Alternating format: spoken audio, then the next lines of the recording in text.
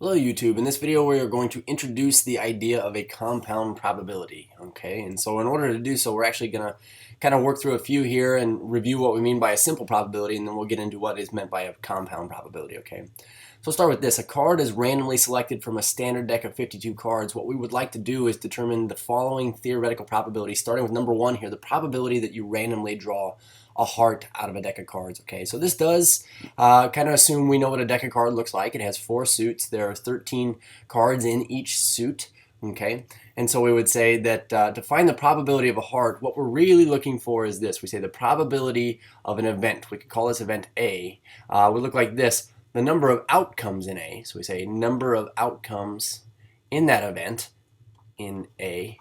And this is divided by the total number of outcomes. So we say total number of outcomes, so total outcomes. And so if we were to illustrate exactly what we mean here, we typically illustrate this using Venn diagrams. We could say, let's let this overall box right here represent our deck of cards, okay? So this is our entire deck of cards, or at least the set of all possible outcomes. And what we know is this. I'm just going to write this down here. They are 52 in number. Now, this is not a requirement, but what we're saying, there are 52 total cards in this entire deck. If what we are concerned with is finding the likelihood that we get a heart in the first place, we'll say, well, let's let this bubble right here represent the number of hearts in a deck. So in terms of our probability that we've written right here, this could be considered the A, the event here. A. And in this case, we're saying that this event is the event of getting a heart. So we say this is the set of all hearts in a deck. And so we could say, we have the 2 of hearts, 3 of hearts, 4 of hearts, 5 of hearts, 6 of hearts, 7 of hearts, 8 of hearts, 9 of hearts, 10 of hearts. And we have a jack of hearts, queen of hearts, king of hearts, and an ace of hearts. And what we know, there are 13 possible outcomes here. But essentially, we're saying the likelihood that I get a heart in the first place is how many hearts there are. So we could write this way. We say probability of a heart is this way. There are 13 total hearts to begin with, so 13 things in this event out of the total number of possible events or outcomes here. So the entire space would be 52.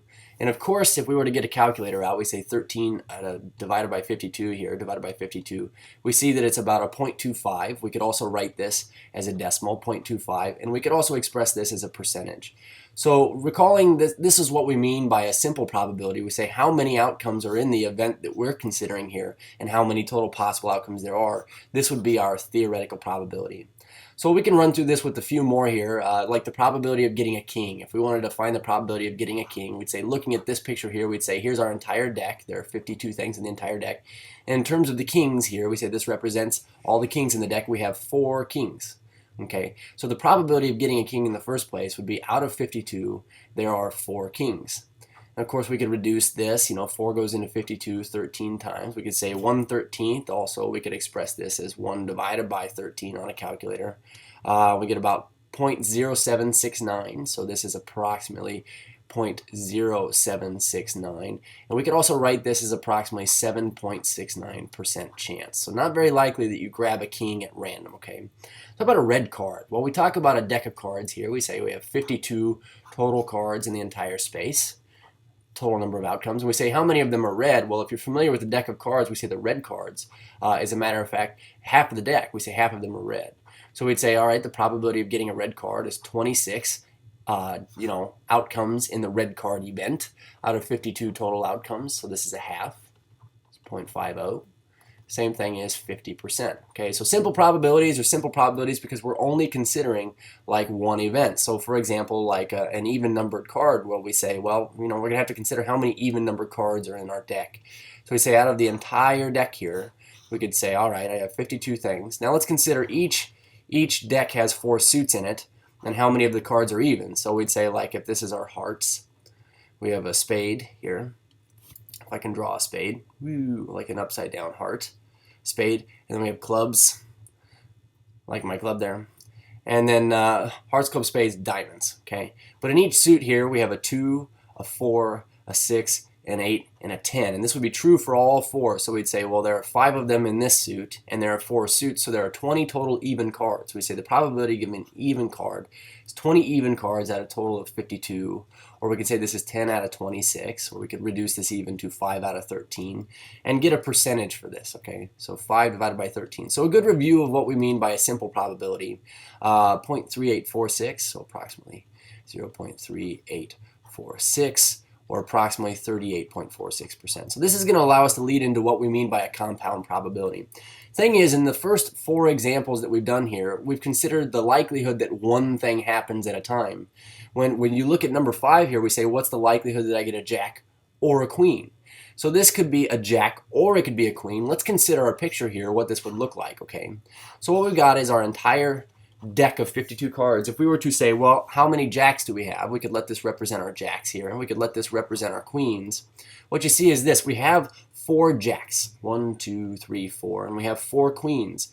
So if it could be a jack or a queen, what we have to say is really we're considering all the possible things that are either in this one or in this one. So the way this works is the probability of jack or queen, we'd add the total number of outcomes together. We'd say there are 8 total if you're considering a jack or a queen. So we say probability is 8 out of 52, and the way we got this was you just simply added up the number of outcomes in each of these events, and we'll divide by the total sample space here, or the total number of possible outcomes. So we say 8 divided by 52, we've got about a 15.4% chance. We've got about a 15.4% chance. But the point here is this: when you see the word or, what we have to consider is this: it's either a jack or a queen, so we have to add together these 2 events. Okay, how many things are in the total events? I want us to see that there is, however, a difference between number 5 here, which is a compound probability. We'll define this here in a second, and numbers 6 and 7, which are also compound probabilities. Okay, so let's consider number 6 here. We say, what is the likelihood that I get a jack or a heart? When we look at the sample space this time, the interesting thing is this: we could say, all right, this represents all of my jacks. So again, we have 4 jacks. 1, 2, actually I'm going to write this over here, 2, 3, 4 jacks. But then we say hearts. And what I want us to understand is this: there is actually a jack of hearts in the deck. So in terms of how many hearts we have 2, 3, 4, 5, 6, 7, 8, 9, 10. Here's our jack right here in the middle. Queen, king, ace. So if we said, okay, well, what's the likelihood that I get a jack or a heart? What we notice is a unique situation in which there is actually an overlap here between the 2 things that we're considering. And so when we count these up, it's not as easy as just saying, well, look, there are 4 jacks and there are 13 hearts, so I would get 17 total. If we were to do this, when we counted the 4 jacks, we counted all 4 of these dots here. And when we count all 13 hearts, if we were to just simply add those together, we would be counting all 13 of these hearts. But the thing is, we would have counted this middle space twice. So in order to make our way around this, what we could do is we could add this plus the 13 here, the 4 plus the 13, but we could take out the 1 in the middle that we had counted twice. Quite technically, we could say there are 1, 2, 3, 4, 5, 6, 7, 8, 9, 10, 11, 12, 13, 14, 15, 16 total outcomes. So we're going to formally define this in a minute, but we say the probability of getting this would be 16 out of 52, and that could be written as a decimal as well. Now this last one, we say, what is the probability that I get a king and a heart at the same time? Now when we use the word and, we mean that it can't just be a king or a heart, it has to be a king and a heart. So when we sketch this out here, we say, what would this look like? Well, here's our deck of 52 cards. We say, here are all of our kings. We say kings, there are 4 of these. There are 4. And we say the hearts. Again, the hearts actually overlap with the kings because there is a king of hearts. So we say 1, 2, 3, 4, 5, 6, 7, 8, 9, 10, 11, 12 of these. That's our 2 through our ace there, not counting the king. But we say, where's the king and the heart? And that would be considered this little sliver right here. Okay. So when we use, and by the way, this would be the probability of getting that. Probability of getting that. There would be 1 king of hearts out of 52 total. And of course, this could be written as a decimal as well. What I want us to see before we get into the formal definition of a compound probability is that when we use the word or, we mean it could be either in one or the other space, okay? Or the same thing here, we could say it could be in this entire space right here, but we mean these 2 sets together, okay? And when we use the word and, we mean only where the 2 sets overlap. It has to be in both at the same time. So what we're going to do is we're going to take a look at these 3 images up here and talk about what we mean by these. When we use the word or with a compound probability, we are referring to what we call the union of the 2 sets. Because something can be either in A or in B, we consider them both together and we'll add up the total number of possible outcomes that are in both. Okay? So we refer to this as the union of A and B, and we refer to that when we use or statements. Okay? Now the intersection of A and B, okay, when we use the word and with probabilities. So for example, in our last example here, we said probability of king and a heart. We were referring only to this middle section right here. We were referring to what we call the intersection of the two sets. So only what they both have in common at the same time, because it has to be an A and B, and that's what we're considering, okay? It is very, very possible when we talk about the intersection of A and B as being the part where they overlap, we say sometimes two sets do not overlap. And so you'll notice here it says the intersection of A and B is empty. We refer to this as a special case. So when two sets do not overlap, we refer to these cases as being mutually exclusive. Okay. So to be mutually exclusive, you think about mutual, it means between one another. So between one another was what mutually means. And exclusive means exclude, okay? So when two things are mutually exclusive, we say that between one another, they exclude one another. So they have no common elements. And so this would be like, for example, if you roll a die, all the even numbers would be over here and all the odd numbers would be over here. You cannot be an even and an odd at the same time. Whereas when we say things do overlap, these are non-mutually exclusive sets in these left two examples here because they do share common elements. So non-mutually exclusive things, these would be things like a king and a heart. To be a king and a heart, you can be a king and a heart card at the same time, okay? So those two sets would overlap. So we're going to define compound probability. We'll get into the formal examples in the next video, but we'll use this idea of a compound probability here in this next example. But a compound probability is the probability of more than one event at the same time. So we say probability of more than one event. And the example of compound probabilities are things like this. Examples include probability of something, or the probability of something and something. And recall that we refer to this first one here as the union of the two sets, and that would be this first picture over here. A or B could be in both, so we count everything in both.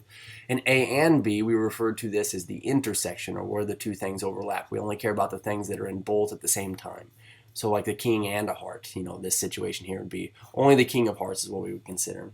So real quick, let's take a look at this last example. We say a survey was given to a class of high school students asking whether or not they feel that women should be allowed to serve in combat situations, and the results are shown below. So we have the male respondents, we have the female respondents, we also have the yeses and the nos. Whenever you get a table like this, it's always a good thing to go ahead and put some totals numbers on here. So we could say, like, how many total yeses did we have? Well, 10 plus 35, we had 45 total people feel yes. And 40 plus 15, here we have 55 total people said no. So we say, well, what's our total here? We'd say 100 total people between the yeses and the nos. We could also count across. We could say, how many total males did we have? 10 plus 40 means we had 50 total males. And 35 plus 15, we had 50 total females. And again, you can see that both of these columns and rows, respectively, add up to be 100 total people. So this is the total number of respondents. So we're going to kind of list out these situations and say which ones are simple probabilities, which ones are compound probabilities. So take a look at these probabilities down here. Find the probability that a person chosen at random is a male. Okay. So when we write this, we say, well, probability male is how we would express this. You'll notice that there's only one event that we're considering here. So this would be a simple probability, not a compound, okay? So here's what our diagram would look like here. We'd say, okay, well, of the total number of people that responded, we have 100 total people, we say we are only considering the males. And we say, well, how many males are there? Well, total, there are 50 males. So we could say 50 people in this event. So we say the probability that I get a male at random would be 50 out of a total of 100 people. Or we could say 50% chance, or half of the people were male. So we say, well, now, what's the probability we get a female? The interesting thing is this: when one considers the entire set of respondents, maybe perhaps we could redraw this picture here, it would have been more accurate to list it this way. Of the 100 total people, we'd say that half of them were male and the other half were female. Interesting thing is, we'd say 50 of these and 50 of these. We'd say the set of males and the set of females are mutually exclusive from one another. What this means is, mutually exclusive means that they don't share any common elements, or that is, you can't be both a male and a female at the same time. So these two sets are kind of the opposites of one another. So if I say now find the probability of a female, we'd say, well, it'd just be the rest of the people out of this 100. So one way to look at this is we could say, well, take 100, take away the 50 males, and you'd be left with the females. Or we could just say, look, there are 50 females. So we say probability of a female. This would be 50 out of 100, and this is 50%. Okay. So now let's take a look at letters C and D, and then we'll get into some compound probability. So letter C says find the probability that they feel that they should serve. So probability, we say serve. Okay, how many people felt that they should serve? Here's what we're going to need to know. Well, first of all, how many total people there are. We have 100 total people. And how many felt that they should serve? So if this button or bubble right here represents how many people felt that they should serve, we'll look up here at our table. We said yes. How many yeses did we have? We have 45 yeses. So 45 people felt they should serve out of 100. So this is going to be 45 out of 100, or 45% chance. Randomly grabbing a yeser. So we say how many people shouldn't serve. The interesting thing is, if you felt that they should serve, then the exact opposite would be felt that they shouldn't serve. So an easier way to figure out the probability shouldn't serve is we could just say it's a leftover. So we could say let's take 100% of the people and subtract off the 100 or the 45 that felt that they should serve. And we could say this leaves us over with the other 55%, excuse me. We could also have figured this out by just sketching our picture here and said, look, these are the people that felt they should not serve, and there were 55 total people that felt that they shouldn't serve. So we could say 55 out of 100. Okay, so 55%. So now let's look at the last two situations, which actually are compound probabilities, and talk about why we need to care if these sets overlap or not. So we say find the probability that a person is a female, so we could say female, or felt that they should not or should serve, so should. Okay.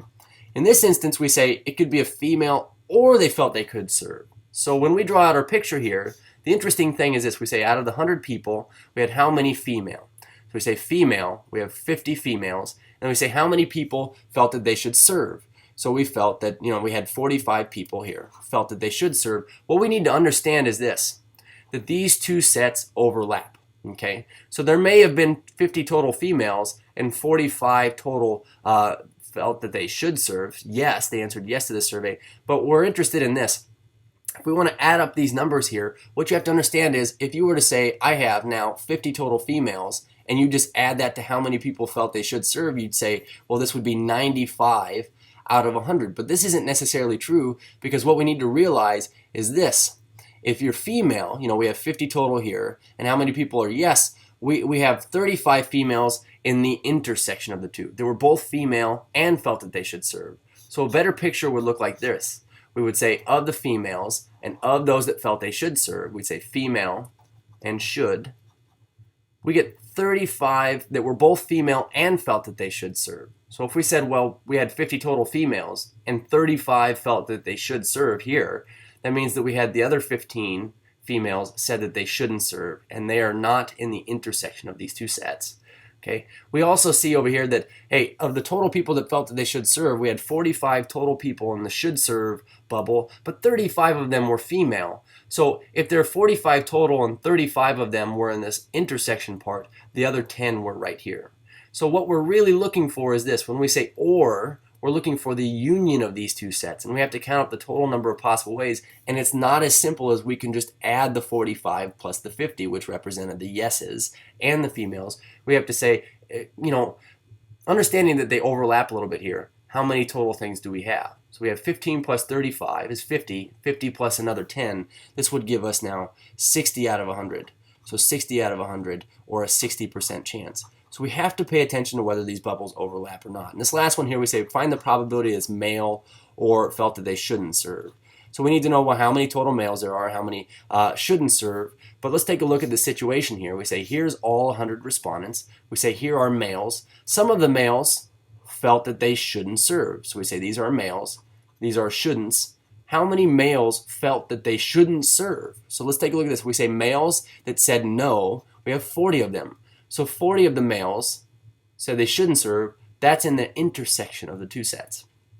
So let's talk about how many total males there were to begin with. I think we came up with 50 here.